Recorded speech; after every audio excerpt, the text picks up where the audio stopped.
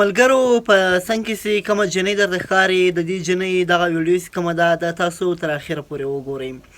دغه جنۍ چې ده یوه نرسه ده په پېښور کې، دغه له یو چا سره واده کول غواړي. د دغې جنۍ مکمله خبرې واورئ چې دغه جنۍ په دا ویډیو کې څه وایي او دغه جنۍ د واده په اړه باندې کوم طریقه کار لري.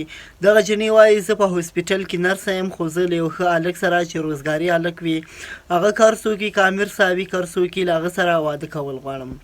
نو ملګرو د دغې جنۍ له خولې نه خبرې اورو چې دغه جنۍ په کومه طریقه باندې واده کول غواړي او له چا سره واده کول غواړي. نو ملګرو راځئ د دغې جنۍ مکمله خبرې واورو. ما پسې چې دې نه مخکې یو رشته راغلې وه، بیا زما مې ویل چې راځه لږ بار به تپوس وکړو که نه چې دا څنګه خلک دي څنګه نه.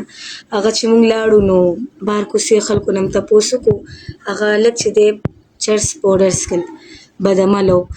نو زه داسې کول غواړم هلک چې لکه ښه صفا هلک وي، خیر دی امیر صاحب دې وي خو چې ښه ښایسته صفا هلک وي، نشې مشې نه کوي. زه خپله هم نرسه یم که نه، زه یم چې ما ته داسې هلک میلو شي چې زما خیال ساتي. ولې نه راځي ما پسې؟ خو ډېرې رشتې راځي، د هفته کې تقریبا ما پسې 7 رشتې راغی، خو زه داسې هلک کول غواړم چې زما خیال ساتي، زما د فیملي خیال ساتي، کاروباري.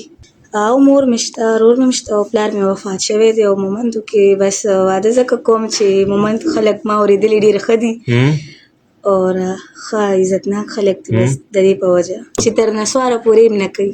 رشته برای ضرورت. مرګرو دا کومه جینۍ چې درته ښکاري دا جینۍ چې کوم دی نو ښه مزېدارې رشته کول غواړي. دوی ما ته کال وکړو چې راشئ تاسو، او د دې مور ما ته کال وکړو او دوی چې کوم دی نو وایي چې یاره زه رشته کول غواړم او په مومندو کې رشته کول غواړم. دې جینۍ سره به خبرې هم کوو چې مطلب تاسو کم قوم کې واده کول غواړئ، چا سره کولو، ماجرو سره او رګزو سره کم قوم کې تاسو واده کول غواړئ. السلام علیکم. وعلیکم سلام. اواز لږ تیز کوه، خبرې به در سره کومه. څنګه ښه؟ الحمدلله شکر دی. ټیک ټاک یې؟ خیر خیریت دی. ښه، تاسو چې ما ته فون وکړو نو تاسو مطلب وایي چې زه واده کول غواړم که نه؟ نو داسې درپسې رشتې نه راځي مطلب چې تاسو په فیسبوک باندې مطلب دا وایي چې یاره زه یو ښه رشته یي چې ما لپاره چې زه واده کول غواړم. ولې نه راځي ما پسې؟ خو ډېرې رشتې راځي، د هفته کې تقریبا ما پسې 7 رشتې راغی، خو زه داسې هلک کول غواړم چې زما خیال ساتي، زما د فیملي خیال ساتي، کاروباري. ښه، نو دا راته ووایه چې مطلب تاسو پهله ما ته ووایي چې زه مومندو کې واده کول غواړم که نه؟ نو مومندو په کوم قوم کې واده کول غواړئ او بیا راته دا ووایه چې مطلب ستاسو پلار ورونه دا وغیره شته که نشته؟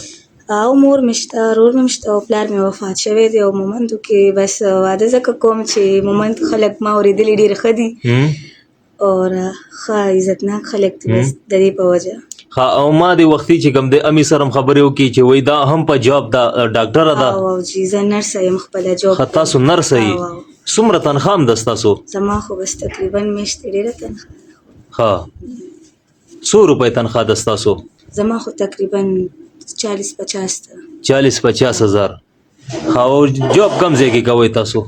دا خو مختلف هسپتالونه دي، دې کې زما چې دی ډفټي ښه او سرکاري. ښه، او لمبر خپل دی راته هم ووایه چې مطلب کم کسان رشته کول غواړي رابطه به هم در سره کوي، او دا راته ووایه چې مطلب بې روزګاره سره واده کوي او که نه روزګار والا؟ نه، په بې روزګاره سره کوي، روزګار سره. چې مطلب څنګه روزګار کوي؟ چې هر څنګه یې خو چې ما ته روړي